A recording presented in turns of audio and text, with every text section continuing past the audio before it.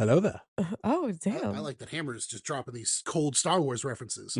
Okay, I'm Roger, rolling. Roger. See, so yeah, I'll start first. All right. Damn. Good luck editing that one, Packy. Thank you. Hello and welcome to the Flying the Coop podcast. We are a group of individuals united by a common interest that have come together to discuss, fight, and Well, we're not really united today. oh, this is going to be upsetting. About our favorite things on the internet. I am Floppy, and we are here with another very special episode before we jump back into Red versus Blue season 3. We are actually down a man, though. We have no Brendan today. The grapes got him. I miss Caboose more than I miss Brendan, honestly. Oh my gosh, scandalous. Hammer. It gets me every time. Gets me every time. Seriously. Anybody, we're recording this after Thanksgiving. Did anybody have any fun Thanksgiving plans or stories or things that didn't work out? I feel like that's a nod to me, considering I'm so sick I've been in bed all weekend. Yeah. I did get to go through Thanksgiving and see my family. I did get to see Brendan on Black Friday, and we went shopping together, which, fun fact, there will be a fun little video that's about 3 or 4 minutes long about that shopping trip in the Floppy Repair server Ooh, on Discord. exclusive. It'll be an exclusive, edited exclusively by me as well. Double exclusive. And then as soon as I got home from seeing Brendan, I fell so sick that I have been in bed since Friday, and it is now Monday. So Mucinex and NyQuil are keeping me alive. There we go. Buy your stocks and Mucinex, everyone.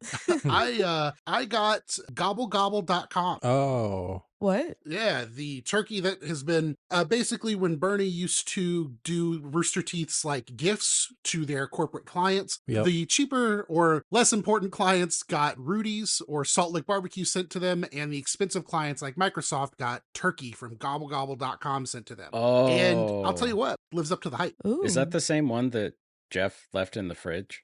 Yeah, yep. I think so. And it comes fully cooked. It's a smoked turkey. You eat it at room temperature is the only thing. So like you don't heat it up because you'll lose the juices. It was sublime and made our whole little house smell like a barbecue. It was fantastic. Lose the Juices is my new band name. Whoa, that's sick. Lose the juices. That was my nickname in high school. Why? Gross. I would love to move on from that one. Jesus Christ. Hammer, Packy, anything? We just hung out here, put on the parade, Nice. then watched the dog thing afterwards. Hell yeah. Packy? I ate food. Hey, what's the best thing you ate, Packy? Oh, that's a good question. I think the best thing that I ate was The suspense. stuffing. I'm Ooh. particular with stuffing. I don't know why. It always hits right. Are you particular or does it always? Like homemade or stovetop? Yeah. I gotta know. Homemade. I think it was homemade.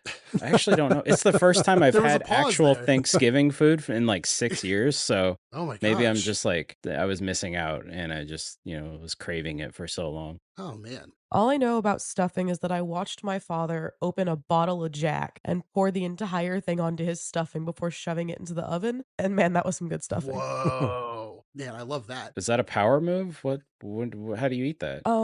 Actually, that might be why I'm sick. This might be alcohol poisoning. Oh. Oh, interesting. Well, I'll tell you what won't give you alcohol poisoning and came fresh out of the oven 12 years ago. And that is what we're reviewing or talking about today, which is the Rooster Teeth little show called A Simple Walk into Mordor with Chris Damaris, Carrie Shawcross, and Nick the Guide. Nick the Guide. Nick the Guide is still very involved in the community. So they did this show 12 years ago, and it was a really novel idea. And basically back then, what happened was, I believe it was Carrie and Chris, and I'll plug myself. I did a full 30-minute interview with Chris. Actually, it ended up being like an hour. I asked him for 30 minutes, and I ended up taking an hour. Felt horrible about it. Chris couldn't have been nicer.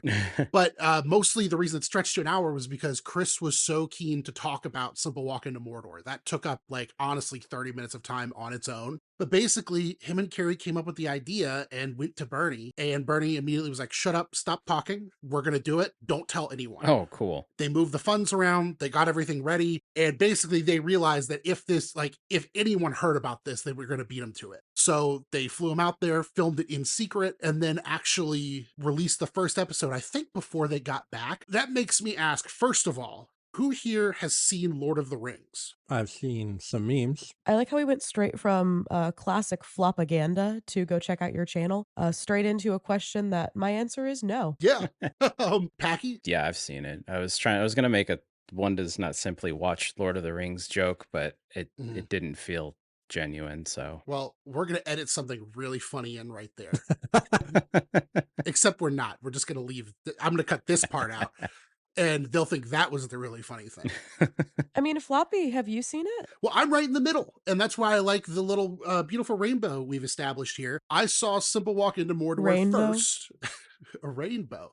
I saw Simple Walk into Mordor first, and then watched Lord of the Rings years later, and it made me really appreciate A Simple Walk into Mordor a lot more, and I actually laughed at more of the jokes. that's really interesting. Yeah, and I love Lord of the Rings now. It makes me like this even more. And for those of you that don't know, they had the idea to go to the set of Hobbiton, or where the hobbits are from in Lord of the Rings, and walk to the mountain they used for the filming location of Mordor, which is the plot of Lord of the Rings. And in real life, it's 200 kilometers or 120 miles away, and they were going to walk the whole way. And the title of the show, which is honestly one of their best titled things Rooster Teeth ever had, was A Simple Walk into Mordor, based off of the meme of Boromir.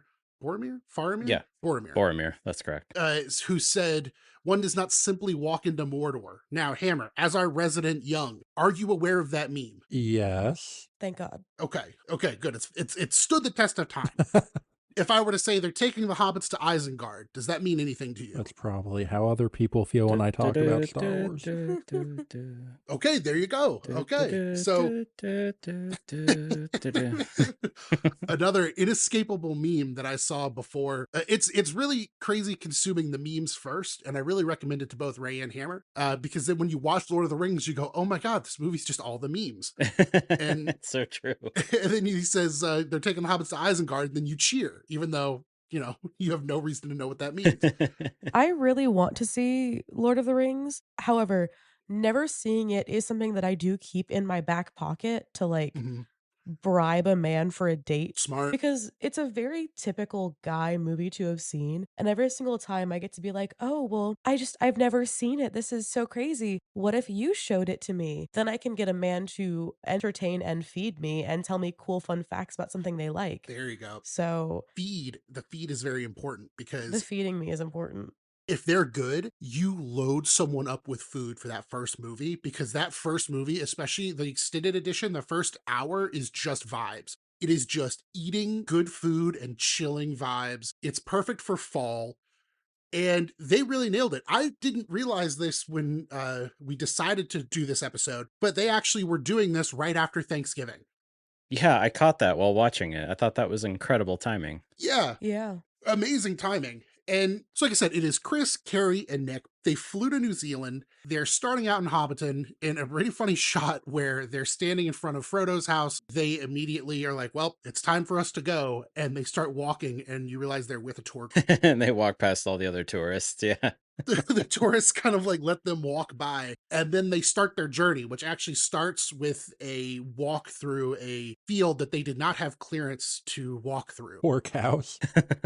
You can actually get married there. There's a video that was recently posted to TikTok of a couple getting married outside of, I'm assuming, Bilbo's house, because that's a name that I know. And the guy that plays Frodo, for some reason, was there visiting. Yes. So he got to crash their wedding. And it was a wonderful video. I saw that. That Wow. would be Holy shit. like I can't even imagine. Isn't Sigma from RVB in Lord of the Rings? That is Elijah Wood. Yeah. He Yeah. is Frodo, the main character, and he is Sigma in Red versus Blue. Wait, what? We'll get to it. Don't worry about it. Earmuffs. But yes, Wait, are there guys named Alpha and Omega? Is there a beta? Or is it just a Sigma? Those are good questions. that's a very interesting theory, Ray. Wait, I need to know if it's just a Sigma. Is Sigma a guy? Is it a Sigma male? I need to know. Maybe. There's a lot of interesting questions. I hate this fucking family. So no, but Elijah Wood was a big fan of Red versus Blue, which it's nice that there was this crossover. But they start out on their walk. Chris immediately breaks his walking stick. That was Boy, hilarious. what a hit to the morale. You could hear the pain in his voice. What I love is one of the first things they encounter, other than the wild animals, like you guys pointed out, they encounter an electric fence.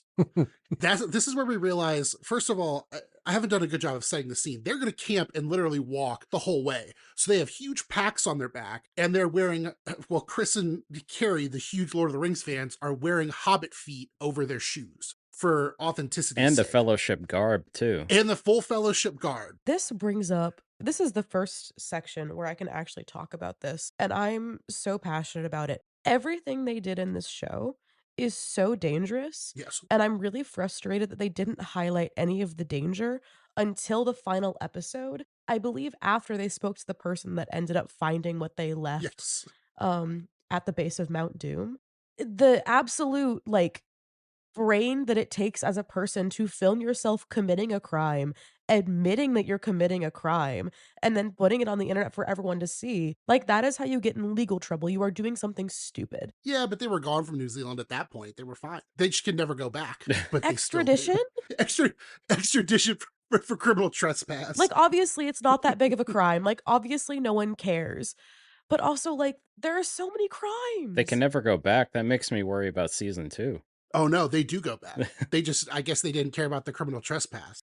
So one of the first things that happens is they have to cross an electric fence. And this is where we find out, like Packy pointed out, they are in Hobbit garb, which looks horrifically uncomfortable, which we'll get to. But they're wearing essentially like what looks like Hobbit pants, Hobbit vest, shirt, like a button-up shirt. They get to this electric fence that they'll have to cross over. And that's where Chris produces his little dagger, which is Frodo's dagger from Lord of the Rings, which, yes, he's brought a plastic dagger with him. We find out that they've brought a lot of unnecessary shit in their pack that will be weighing them down for their journey. Come on, Floppy. What's the name of that dagger? Saying come on like he's a dog is I've only seen crazy. the movies like 3 times. And like a dog, I'm like, I got my tail between my legs. It's it tells when it glows when danger is near, because it's in I know that from 10 Little Roosters. From 10 Little Roosters. Yeah, that's where I first watching Lord of the Rings and then consuming Rooster Teeth content makes it way better. What's the dagger's name? It's called Sting. Sting. Damn it. Who else wields Sting? Because I know that it's not Greek mythology, but I know there's some mythology somewhere where somebody wields Sting. I'm Googling it.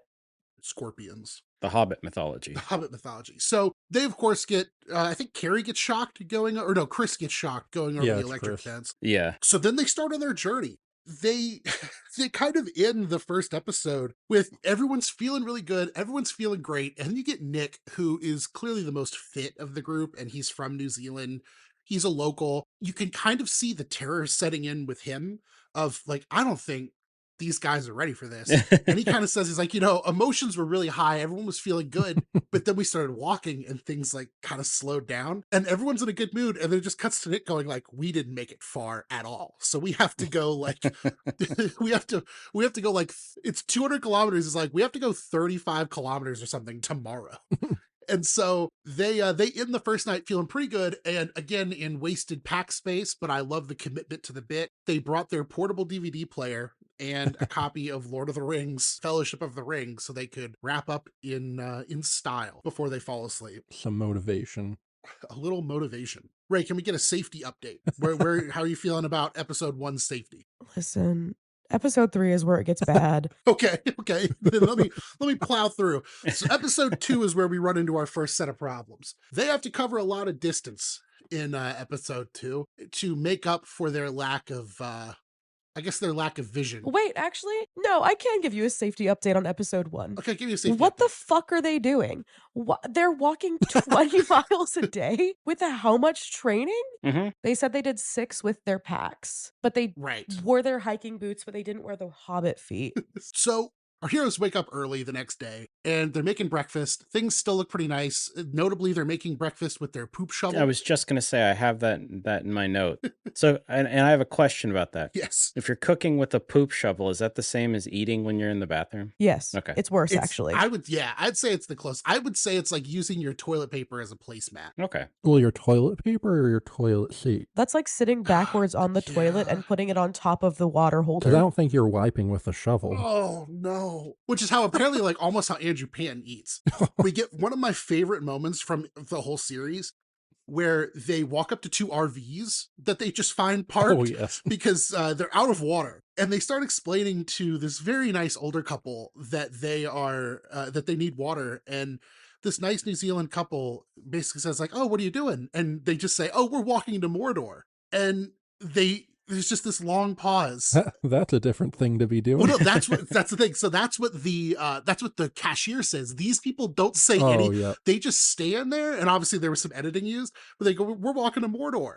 And there's a long pause, and then Chris is like, "All right, well, we're gonna get going." And they just start walking away. And this one's for me and Packy. As they're walking away, it's a shot of the RVs, and they go, "That's actually Rivendell. Those were Yeah, elves." like they must be elves. So wow, it looks a lot less glamorous in person with two RVs.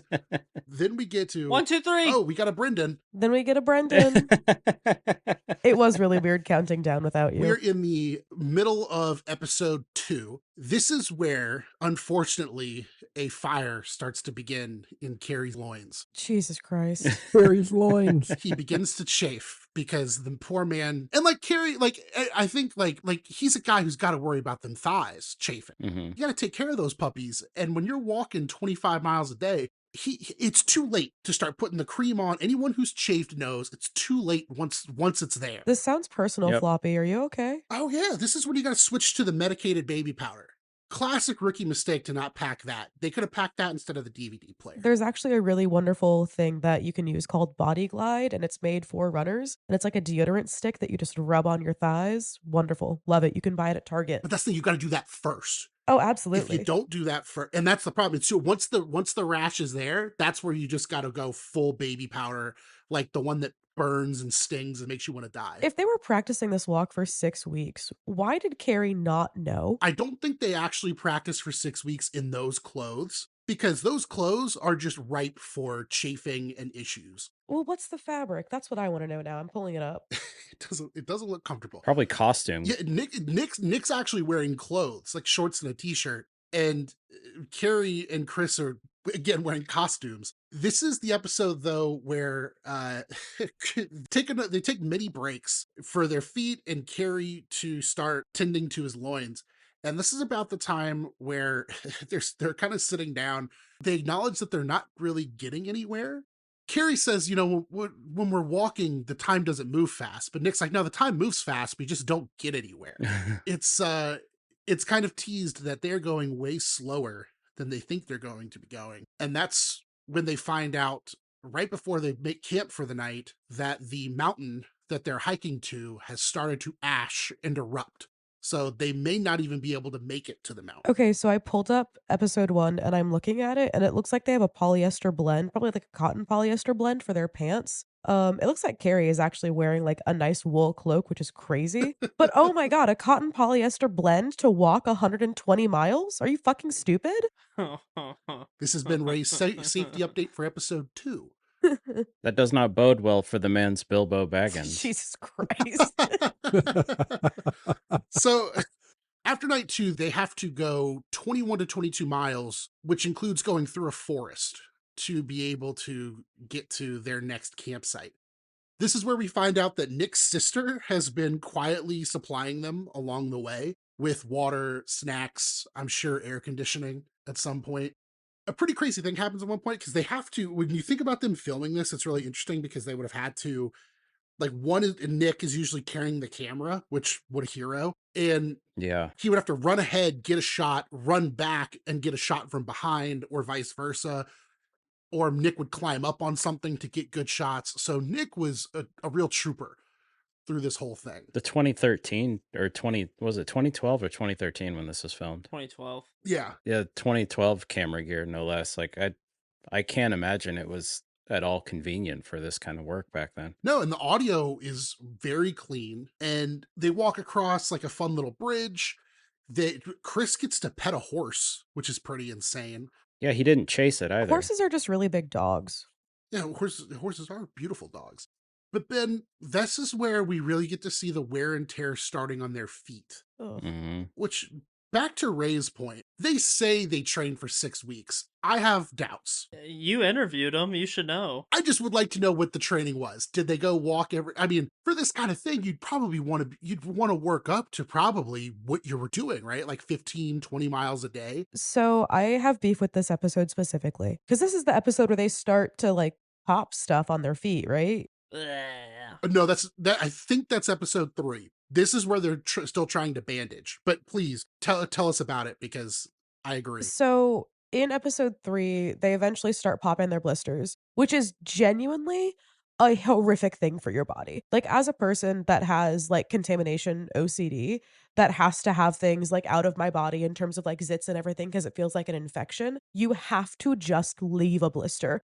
The pus inside of your body or the liquid inside of your body is protecting you. It is keeping damaged skin from getting even more damaged. So by popping those blisters, they were just damaging their bodies even more. Popping those blisters with a safety pin that not one person mentioned that they sterilized it with like fire. Exactly. They mentioned sterilizing the poop shovel with hand sanitizer, but Like I don't. everything is so Just the dirty. idea of sharing a safety pin. But before the disease sets in, it would have been a big relief to pop the blister for a minute or two. Hmm.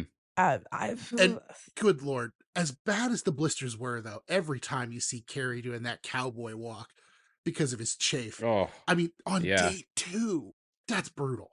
That's brutal. Not to mention the fact that when they're hiking, they have to stop to rest and then get up to go again. They mentioned how much that sucked, yeah. how it almost hurts more just to like stop and sit and then get back up and keep moving. Like that's Oh, definitely yeah. happened to me mid hike before too. I'm sure it's happened like just mid-work. I like everything about this. I watched it when it was first coming out and I enjoyed it when I was a child. But now that I like actually care about my body and what happens to it and I want to protect it and make sure that it's the best it can be so I can live in it for a very long time, Mhm. like what they put their bodies through is horrific. This entire thing is horrific. And Ray, don't worry. We got to watch their careers for the next 12 years, and they didn't put too much more stress on their body after this. So it all balanced I don't know, out man. There were allegations in about the that end. animation studio. Oh, no. Well, So, they went back like a decade later. well, and we'll get to that. Towards the end of episode 2 is where they get lost. They are hiking through this forest, and they're starting to kind of look at Nick, and Nick really starts going through it at this point. He walks up like on a little hill and overlooks some water, and the water's not running, it's still. And they know they're supposed to be going by a dam, so they would assume for that to be running water. Now, at one point, he basically says that like it kind of makes sense that it wasn't running because maybe they shut the dam off at night. But he basically turns around at one point and gives them the ominous warning of we might be in this forest in pitch black darkness. We get a lot of shots of them walking quietly, and Carrie is every time I think he can't look worse, it just looks worse. Yeah. He's got that wide stance and he's just powering through. And I can't imagine how rough it was to be like, all right, guys, we have to get footage now. I'm going to turn on the camera, everybody, just so everybody knows. And then you have to like try to smile and be fun for the camera. The absolute lack of respect for their bodies. Speaking of safety for that too, just I don't know the area at all, but just the idea of walking through such a dense forest as it gets dark like that, and even after it gets dark and the pitch black just sounds really terrifying. I mean, I've seen what creatures come out during the day. I can only imagine what there is at night. Right? Have y'all seen the YouTuber GeoWizard? Yes. No. No. Oh, okay, so Ray, you know where I'm going with this. Yes, I do. But GeoWizard is this Chad of a YouTuber, and he started this series called Walking in a Straight Line, and he crossed the country of Providence, whatever, Country. of Wales, and he walked directly in a straight line. That's insane. And he could only move like left to right, like maybe I don't know, like it was like 50 meters. And then he had to stay within those meters the entire path. And I don't know, it just reminds me a lot of A Simple Walk, and it's just a really cool video series. If you like A Simple Walk, you'd love GeoWizard's series. That sounds really cool. I'm gonna have to check that out. It's called Walking in a Straight Line. That's such a sick idea too. I love that. Just go to, because like it's like the video game logic of like I just want to walk in a straight line and see how far I can go. Yeah, exactly. Yeah, dude, he like has to like camp in the rain. He's having to cross like mountain ranges. It's insane. Man, speaking of mountain ranges, we end episode 2 and start episode 3 on a pretty big cliffhanger. They are lost in the woods, and they had just hiked down a big hill, and it looks like it's just up and down, maybe not mountains, but it's like up and down hills the whole way. Nick speculates at one point that instead of being 20 kilometers, it was closer to 25 or 30.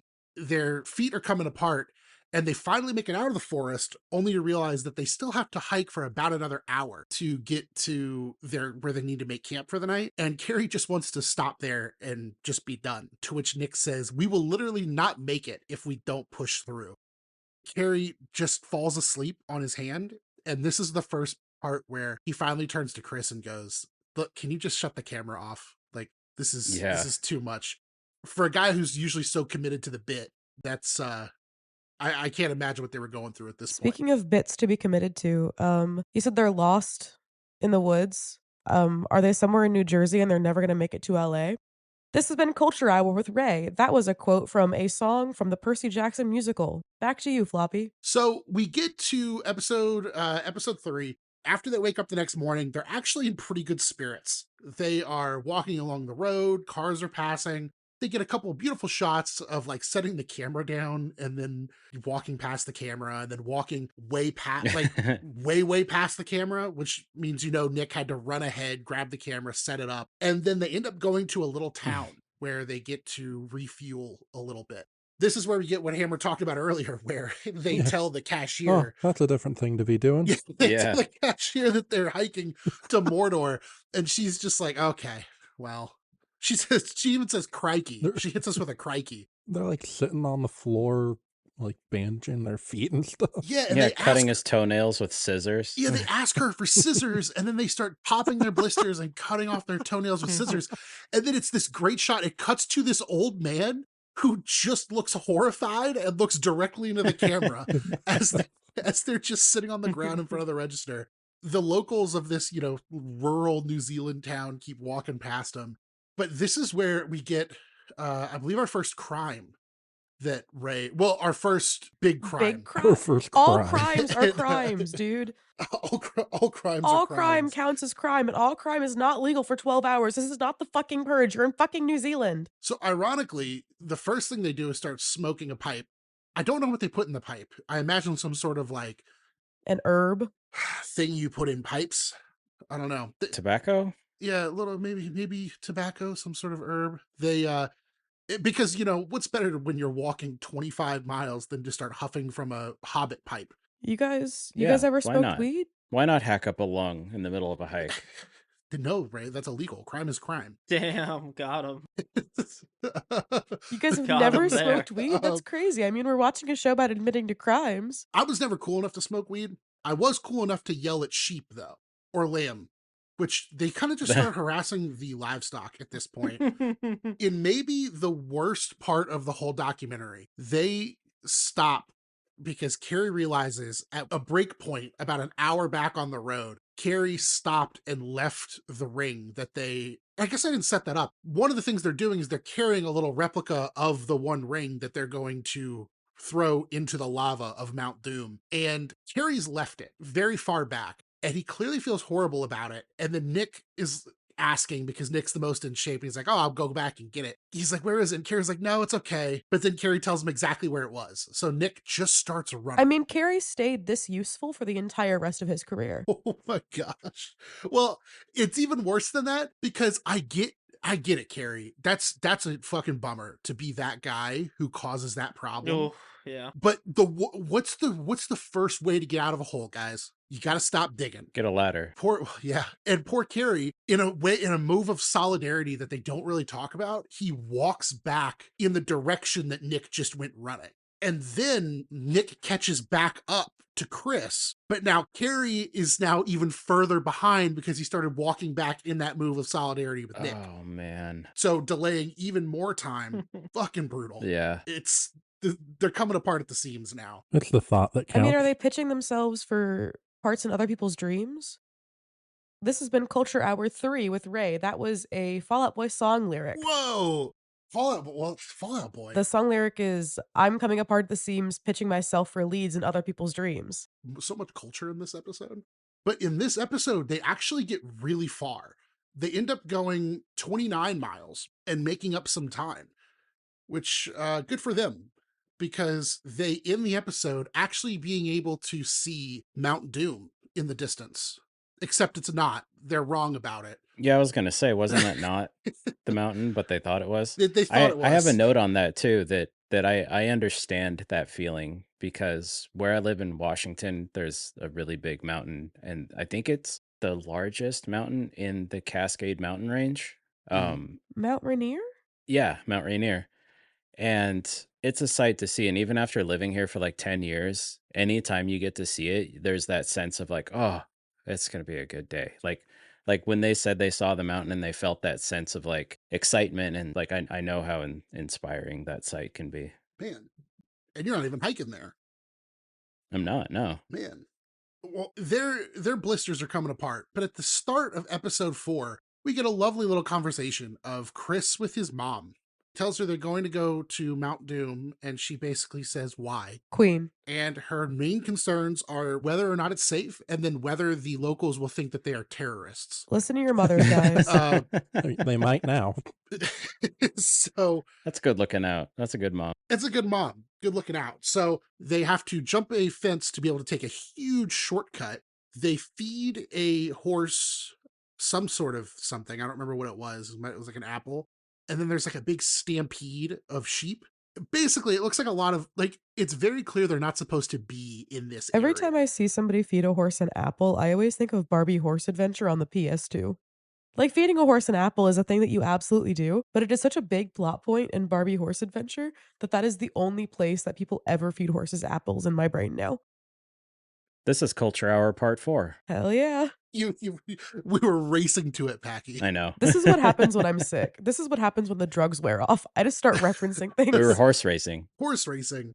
So we get to them. They go across this private property and they see a car and they all dive into the woods in, the least conspicuous way ever. And then Nick basically has a moment where he realizes that the owner of the car is coming back. So they try to like lay down, and you can see the panic set in on these like young 20-somethings face. How old are they when they filmed this? How old are they? They would have been like 22, 23. Dang, that's crazy. Something like that. The guy's walking over. Nick is real solid at first. I really appreciated his poker face, but he crumbles at the first question, which was, who gave you permission to be here? And he just goes, I can't remember. It's the difference between your teen years and your early 20s. Because when you're a teenager, you can't come up with that first good lie. The first lie out of your mouth is always terrible. But again, same thing. He passed that teenager test of the first lie not being terrible. But boy, he failed that 20s test of the first question crumbling him. However, if you look at the footage of them when they're walking, it's very clear that they had crossed most of the private property already, or at least like all that livestock. And I imagine when Nick signaled where they were going, like where he pointed, the guy basically realized it'd be more trouble than it's worth, and they were just walking through and they were almost done anyway. Yeah. I have the ages if anyone would like to hear them. So please. Carrie Please was do. born in 91, so he would have been 21, 22. Okay. Damaris was born in 87, so 2012. 26? 25, 26. 25? Okay. So yeah, early to mid 20s for all these young men. Okay. No wonder they're making such stupid decisions. So I was about to say, and we don't have anything on Nick, I guess. Probably at least on the Rooster Teeth website. Give me 20 minutes and a Red Bull. Man, I suddenly don't like this show anymore because now I just feel bad. I'm just like, oh, I haven't done anything this cool and I'm 23. You have a Lego Warthog. You have a Lego Warthog. You started a podcast. But You want to know what I thought was cool? When they jumped down to the hill to hide from the car, I put a note that it says like they're hiding that from that car like Frodo from the Nazgul. Whoa! No, They I didn't even absolutely think about are. that. That's so awesome. Yeah. Actually, Brendan, you joined Oh us late. man. Have you seen Lord of the Rings? I watched all the Lord of the Rings movies back when I was like 16, maybe 15, 14, somewhere around It's then. a lot of ages. I hadn't seen them since, so it's been probably about 10 years. And then a few months ago I decided to watch Fellowship of the Ring again. But I haven't watched the other two yet. I'm gonna get to it soon. We have to do like a team building movie night, at least I thought during you already homebrew. got mad. So we plug it along with episode 4. They get through the bad area, the trespassing area. They're more and more stressed because Nick's sister shows up and reveals that they have closed the mountain due to it potentially erupting soon. They basically say, hey, we're going to push through anyway. And then they start what looks like a treacherous climb up the side of this mountain. It's not like they walk to the actual top of the volcano and drop it in, but they walk pretty far up the mountain to a pretty nondescript location. And that's where they basically say this was a lava flow area at some point. This is where we are saying, like, is the limit. This is where we're going. And they do something really special. They drop the ring in, well, they dig a hole and drop the ring into the hole, and they cover it with a rock and leave it for someone to come and find. They all share a nice little group hug at the end under the shadow of Mount Doom, and their journey is complete, and they get to go take a shower. They talk about their experiences. It's really nice. It's really lovely. I have to imagine this was a once in a lifetime experience. Again, adding to something that we've talked about a lot on this podcast in our live watch alongs, the aura, the mystique around this era of Rooster Teeth, of if you were just an employee at this company, and Chris and Carrie at this point, while they were working on Ruby, they were not like front and center on the cameras at Rooster Teeth at this time. And they got to go and do something this awesome. And it definitely added to that mystique of if I could work there, I would get to do something cool like that. That's actually not the last episode. We get a post-mortem, sort of. We learn a few things about the hike, that everyone's toes stayed intact, because some of those toes, even in the recap, look pretty bad. Yeah. Well, someone lost a toenail or something, right? Chris did. Chris lost a toenail. Nick's toenails were still bruised by the end of it. And their feet were so swollen. They had hobbit feet. Yeah. They had actual hobbit feet. Yeah. So I think now's a perfect time for Ray's, you called it a safety rant. Being angry while sick is going to be crazy. We'll see how this goes. Go ahead. As a person that hated exercising as a child and has gotten into exercising in my mid to late 20s, you have to be so careful with your body. And Chris and Carrie allegedly, and I'm using the word allegedly because we never saw any of it, we don't know what they actually did, practiced walking and doing trips like this with their gear on and said they had been training for 6 weeks. They basically did a marathon a day for 5 days straight. Do any of you have any guesses for how long you need to train to go from absolute zero to marathon finisher? Like how long that process should take you for safety? My mom did couch to 5K, and I think that was a month. Okay. Does anyone else have a guess? 6 months. I would say 6 months, given the couch to 5K is a month. Yeah, 6. Yeah, to do a marathon and do it safely and to level yourself up in that way, you have to be extremely disciplined, not only with your eating, but your sleeping, but everything that you're doing with your body. And it takes at least 4 months. They spent, like the entirety of this is they are so fucking lucky their bodies even moved after this. There was a huge controversy with a creator recently because he said, hey, person who's never run in their entire lives, you go run a marathon and I'll give you $100,000 for it. And that man tried to run a marathon for, I believe, 14 hours is how long it took him to get it accomplished. And when he laid down, he could not get back up. His legs did not work because that is how bodies react when you abuse them. Yeah. This entire piece of content is just abusing their bodies for views to be boys will be boys. And that is my issue with Rooster Teeth of this era, is so much of the shit they did was just so unsafe. And at no point until the very end, they finally fucking said it was stupid. They finally said they didn't train enough. And they finally admit they had done something bad to their bodies. And that is when they talked about how terrible everything was. This just sounds like nerd alert, to be honest. I do stupid crap all the time. I go camping in Nerd 20-degree alert. weather. I'm fine. That's the power of being in your early 20s, Ray. I was about to say they thought their power came from the One Ring. Their power came from the fact that they were 22 and 25 years old. Well, I guess we'll finish out talking about this episode first. Someone found the ring actually pretty quick. Like a week later, yeah. Yeah, so in a devastating, and what happens a lot with Rooster Teeth, weird stuff like this, it happened very recently with regulation. Someone gets to the ring first, actually takes the rock with them that they put on top to mark the spot, dug 3 holes, and just assumed someone else got it and left. Then a new couple shows up, sees these 3 holes dug, sees the rock gone, get dejected, but decide, hey, screw it, we'll just dig a hole anyway. Dig further, and after like 1 or 2 more like little handfuls of dirt, they find the one ring. Mhm. They show that user's account. We should go and find if that person's on the Rooster Teeth website, because I would love to hear from them of like, What's their it's username? Android, What's their username? it's Android NO17. Android number 17. Still private. I just want to pop in for that real quick about how it was really cool that they showed Android number 17's comment and just that little nostalgic flashback of the website from those days with like the +1 ditto and everything. I was like, oh, Oh yeah, that was really cool. it's really nice. They must not be fans anymore. And yeah, They actually joined in 2012 in December. So yeah, it looks like they joined to talk about going to find the ring. that's a great point, Ray. Yeah, they So did. they're fake fans? Wow, fake fans. So yeah, so we find this lovely couple who, bless them, had a very nice interview that, who knows, maybe they lived happily ever after. He said he had dibs on the ring though if they broke up. So I would like to know what ended up happening with that. We do find out that they posted on their journal a full map of how they went on the journey, which is interesting because I hadn't rewatched this since the site reopened, but now assuming that they recovered their accounts, we would be able to actually see that map. I was sad because that had been lost to time. But now it looks like we'd be able to recreate it. So we can go and do that, and Ray can make sure we do it safely. I ain't doing it safely. Literally, you'd have to train for a year. Dog, me and my friends are going to Washington to hike around like giant mountains, and none of us are training. Hell yeah, good There you choice. go. That is so Nah, dangerous. we'll be fine. I've done stupider. Here's the thing, we can do it because what this has all been leading up to. Is Floppy bought us all a flight to New Zealand?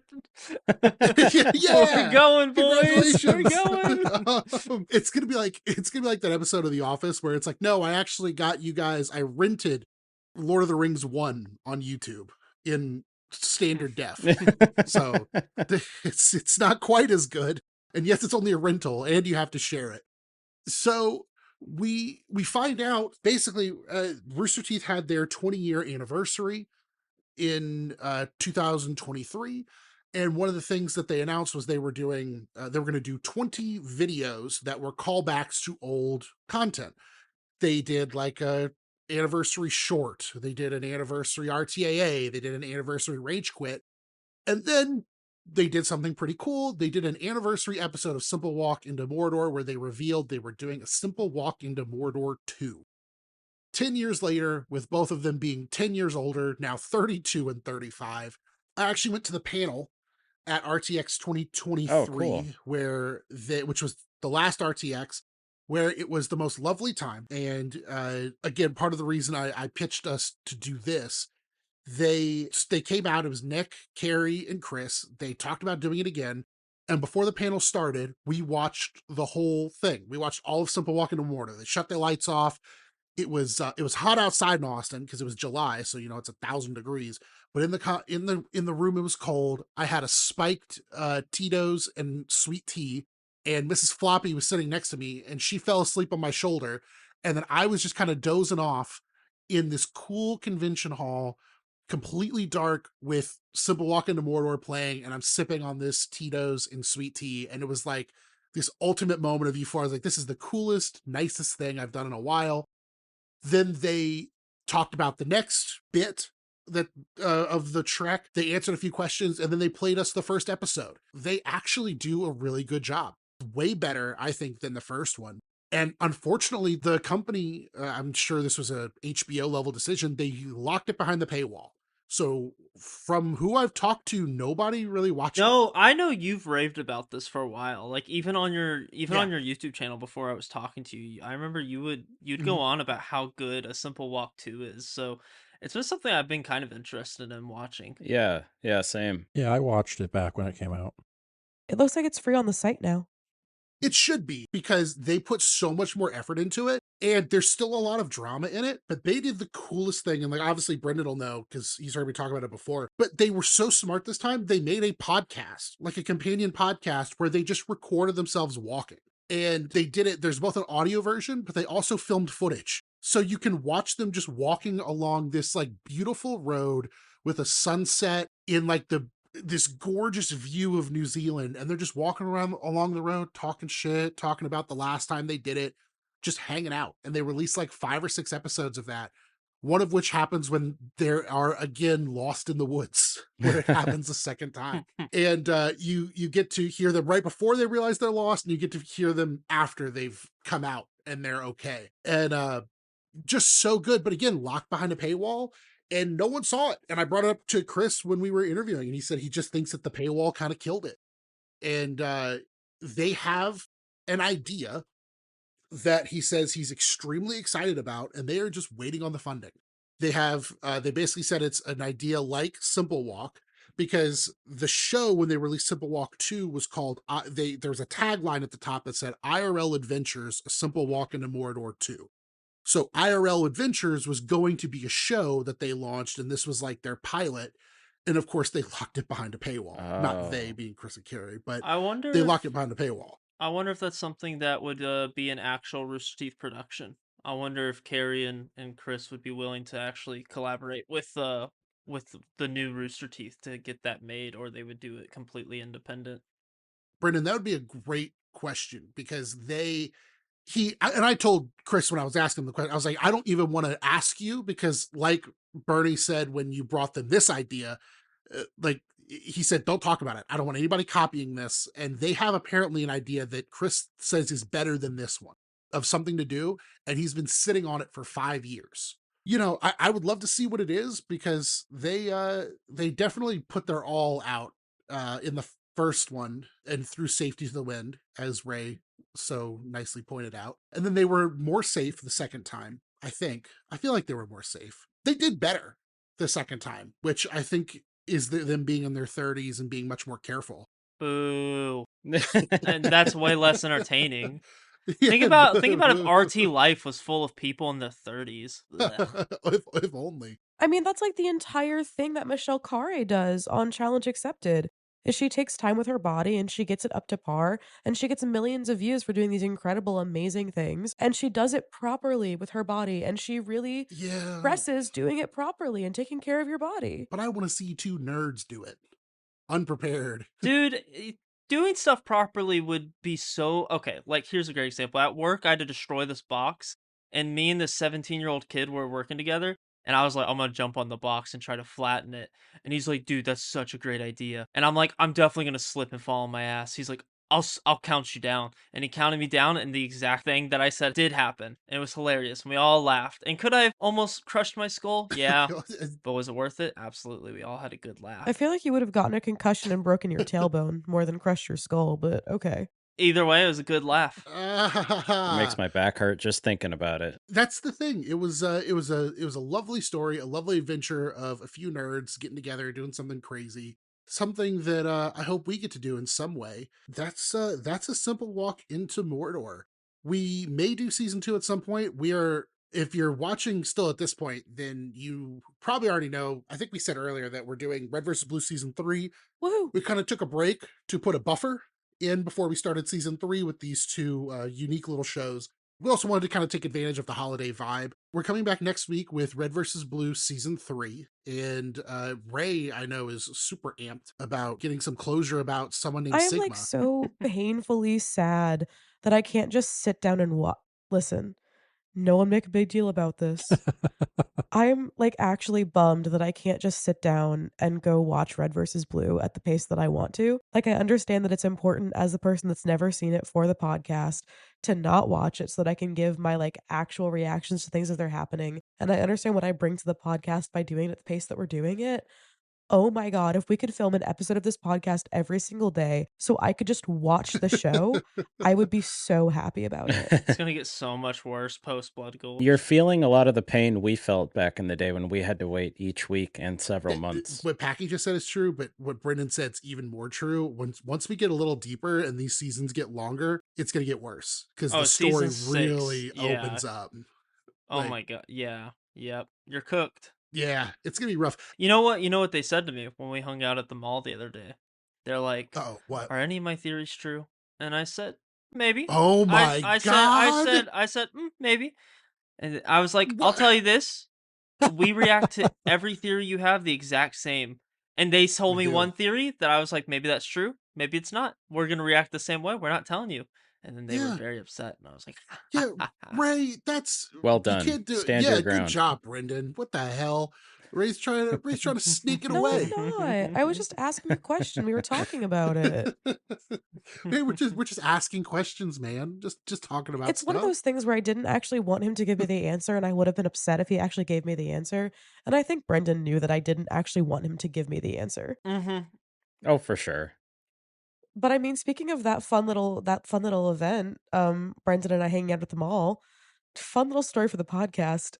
As I dragged this man into the Yankee Candle and we started smelling candles, and he carried my basket for me like the gentleman that he is. Nice. One of the nice ladies that works there, I forget what was happening, but I was like, "Oh no, he and I are not dating. We're just friends."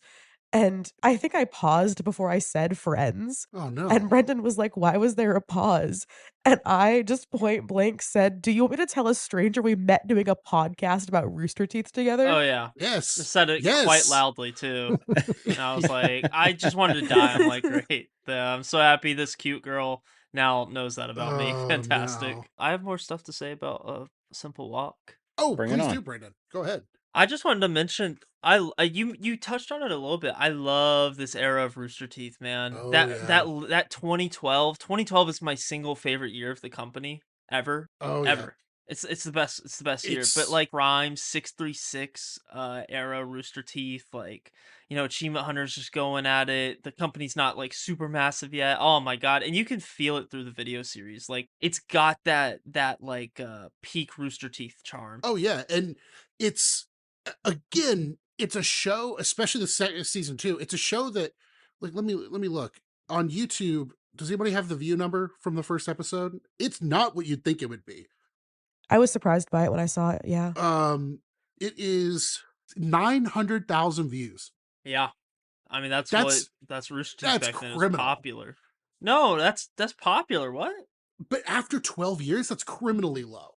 Like that concept alone, whenever I tell any non-Rooster Teeth fan about it, they're like, that's hilarious. And no one has done anything similar since, which is bizarre.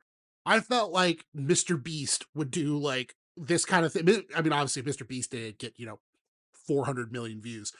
Well, But how is he going to exploit children by walking?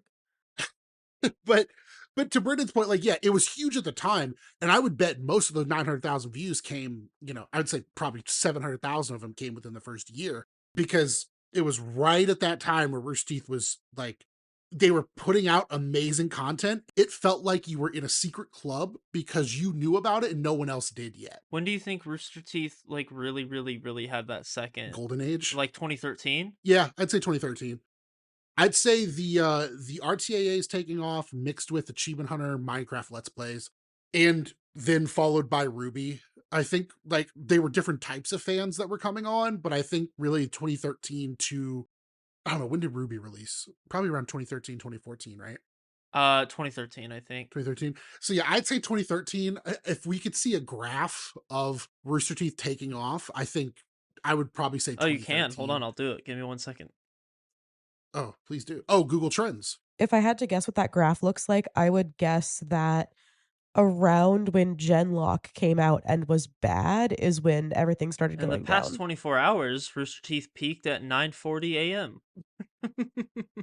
That was me at work, I wonder actually. what happened to 940. Oh, well, Restoration episode 3 dropped today instead of yesterday. Oh, okay. Ah, okay. Boop, boop, boop, boop, Good boop. call. And then we have a big spike. I mean, this can't be shown, but you got a big spike in 2011. Uh-huh. Then you have a July. really then this is Achievement Hunter. Like, yeah, look at that. 2013. And then you have one really big pike, July of 2014. I don't. Is that Laser Team? No, I bet you it is. Hold on, let me That's like Rooster Teeth 10. I know they did big stuff with 10.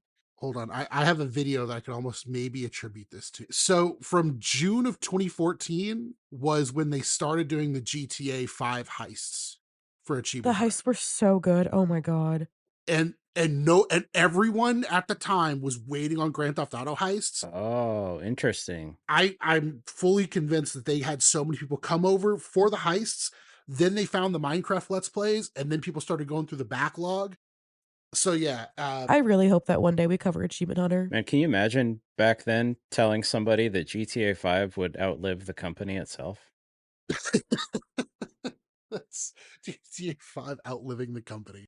But it's definitely no, I mean Brendan's right. Like it's such a great embodiment It of that also era. reminds me of like all the good classic shows, like Immersion, which is just goated. Early 2010s Oh, Immersion was ahead of fantastic. its time. I loved it. Another show ahead of its time. Mm-hmm. Wish they'd bring it back. They won't. I loved Social Disorder. Social disorder. Social disorder. Social disorder is the argument I can make to when people are like, people being me, when I make my own argument of like, oh, Rooster Teeth kind of started falling off in 2014. It's like, no, they still had some good, like, they still had some left in the tank. Because, like, Social Disorder is like a 2014 show. Rooster Teeth started getting 2015. stale, in my opinion, in late 2017. Yeah, I think your prime is like 2010 through 2014, but I think it extends out to 2016. Like there's still some good stuff, and then once it gets to like 2017, 18, it really starts to fizzle out, and it starts happening quick. I don't think is that the other anything thing. I think there's fizzled. good concept. I think that the conglomerate that bought them got scared to do new things. Because I don't think they understood the market that Rooster Teeth was for. I don't think they understood the algorithms. And I think that because of that, they just weren't funding newer fun things. And when they were, they weren't pushing them correctly. What it seemed like they were doing is they actually were willing to fund a lot of like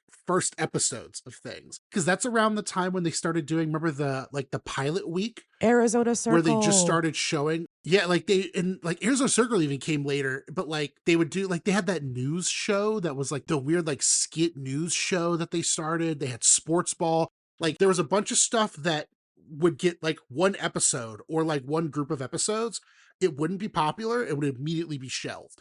And I mean, honestly, it's kind of what was happening all over media at that point because of Netflix and the other streaming platforms.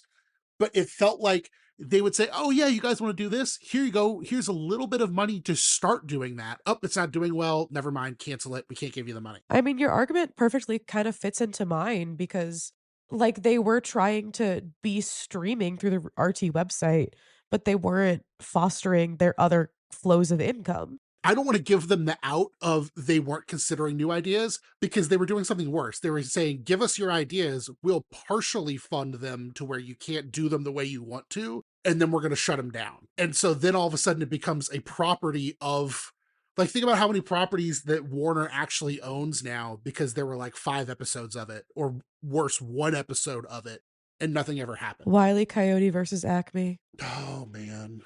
$1 Million Butt. That was a good later Rooster Teeth show. Yeah. Like from 2015, 2016. That was another super good one. I loved $1 Million. I don't think $1 Million But the card game took off at all based on how many were left over. But the show itself must have made money because they had what seemed like an unlimited budget for that show. I mean, some of the audio from $1 Million Butt actually went viral on TikTok. People think that the snail, the assassin snail, is like some TikTok meme because it went viral. And that's one of those famous, like, when it starts, you almost want to like info dump. It's like, well, actually, that was started by Gavin Free. He's actually with Rooster Teeth. He was with Slow Mo Guy, and then the person walks away. Yeah. It's like, don't cite the deep magic to me, which I was there when it was written. The sacred text. Sacred texts. Yeah, this was a great portion of that era of Rooster Teeth that I think a lot of people fell in love with and felt really special.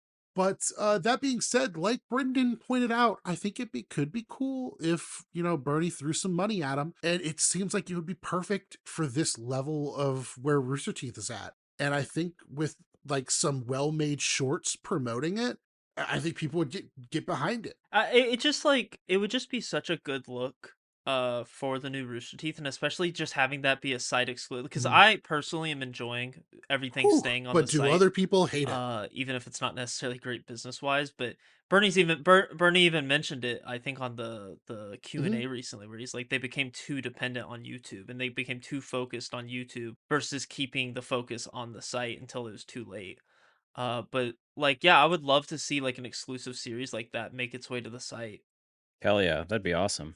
I mean, speaking of stuff coming to the site, Packy, you go ahead. Hmm? Okay, I'll go ahead. I mean, speaking of the site, Simple Walk got us season 2. Is there anything they put out? We're talking about all this great stuff that you would love to see a season 2 of. Oh, right. That could be a podcast on its own. One does not simply pick season 2 for a series. Well, can it be? Let's open the. I know I said it could be a lot. Let's open the field and just say another season of something. Everyone is Hammer now. You all get 15 words. Immersion. For me personally, with all the incredible stuff that Funhouse was putting out at the end of its lifetime, I would love another Arizona Circle season. Arizona Circle was so good. I'd love another RTX season. Yeah. Oh, yeah. Give me another Captain Dynamic. Ooh. Whoa. Deep cut. Touch my awesome button. Yeah. By the way, terrible shirt. Whoever thought of that shirt is an absolute moron. That was a great shirt. Somebody genuinely said, "Oh, they should bring back that shirt." Yeah, that's how you get arrested, dude. What are you talking about? Touch my awesome button. This is the biggest virgin shirt the I've problem ever is seen. Brendan's got this boost because his short is taken off. I do. I got affirmed, and I've had this opinion about the "Touch My Awesome Button" shirt. That's like, fine, I get it for 2010, but like any woman or man for that matter that'll see you wearing that shirt should just punch you in the face, because that's a stupid shirt, a dumb shirt. It is the blurred lines of t-shirts. I mean, then again, the quote did come from a guy who's in a band called the Bare Naked Ladies. That's true. That's true. Does our answer have to be something currently on the website? No. I guess I'll give 2. One that's on the site, one that isn't. Something on the site, Nomad of Nowhere. Agreed. Solid. People really like that. The Rocks. Yes, The Rocks. I don't know what that is. Hacky. Oh boy. Oh. I figured, I was kind of actually hoping we'd review it because I have not seen it either. But I saw people cosplay it. The Rocks. And I know people really love that show. Guys, if we watch that show, I'm just going to cry about The Rocks the entire time. But my other answer would be Arizona Circle. The only Arizona Circle bit that I can remember and recall from the top of my head is Cucks. It's Cucks, yeah. Cucks is pretty wild. If you went to RTX 2019, they had a giant Cucks wall that you could pose in front of, and there is a photo of me flipping off the camera in full Edgar the Cow cosplay, just in front of the Cuck wall. Oh my God. There was also Blaine as like that cop or detective in like the shop. Yes. Yeah. Day 5, yeah, I know people want to. I watched season 1. I never finished season 2. I've seen all of it. Have you guys actually, there is discourse about Day 5, how it is very similar to a project that Markiplier did. Oh, Edge of Sleep. Yes. Have you guys Yep. seen No. both? Yes. I've seen neither. Hammer, I would love to know your opinion on that discourse. I don't know how involved Mark is with the story. From what I know, Edge of Sleep is an adaptation of a podcast or like an audio only thing. He was an actor in the original podcast, if I remember and then correctly. and then he was an actor in the show too. Yeah, I actually think it's really interesting that Edge of Sleep did so well when it came out on Prime streaming. Yeah. It was like top 10. I think it was top 3. And the reason that it was top 3 is because Markiplier is currently working on a movie that is an adaptation of a video game. Iron Lung. And he told his fans that to get Iron Lung some better opportunities, that they needed to get Edge of Sleep into the top 10 of Prime Video. And then the Edge of Sleep team or somebody dropped the show on Prime without any notice. It just shadow dropped. Yeah, just like shadow dropped. And then all the fans were like, oh crap. And so they all like ran to go watch it. And I would love to know what Edge of Sleep's numbers looked like in the universe where Markiplier didn't ask his fans to watch it so that he could have better opportunities for his own projects. Man, That dude is such a workhorse. Oh, he's yeah, crazy. I've only heard good things about him. I think he did a couple things with Rooster Teeth, right? Yeah, I'm actually unsure. he did. I want to say he did a Minecraft thing. I don't know about that, but I thought they helped with the production on Heist in Space Oh, they did. They did Heist and they did In Space because I know he filmed those. in Austin. Oh, it was filmed in Austin at Rooster Teeth Studios. Yeah. And he was also on the RT podcast in 2019. Yep. Oh, well, there you go. Okay, that's really cool. Anyone else have anything? I do want to say it was my mom's birthday yesterday. She just turned in certain age that I will not say out loud. And so I do want to say on the podcast, happy birthday, Mommy. Happy birthday, Ray's mom. Happy birthday. Wait, how many of your guys' parents know about this podcast? My mom knows that I do it, but she is not allowed to listen to it. Yeah, same. Specifically because mine get called out on it. Yes, that's it. Yeah, I don't know. Packy, that's playing with fire on that one. My mom listened to the first episode, and I think that was it because she hasn't brought it up since then. Same thing. Oh, I will say that at Thanksgiving, my wife and I wore our I just want to love my person and hate the government shirts, and it Oh. went over really well. Hell yeah. That's a great Thanksgiving shirt. I Yeah. wore my People Like Grapes shirt to work the other day. 2 people came up and talked to me about Were it. they Rooster Teeth fans? I don't believe you. Yes, You're they lying. came up and were like, dude, I love your Rooster Whoa. Teeth shirt. Wow. I would Wow.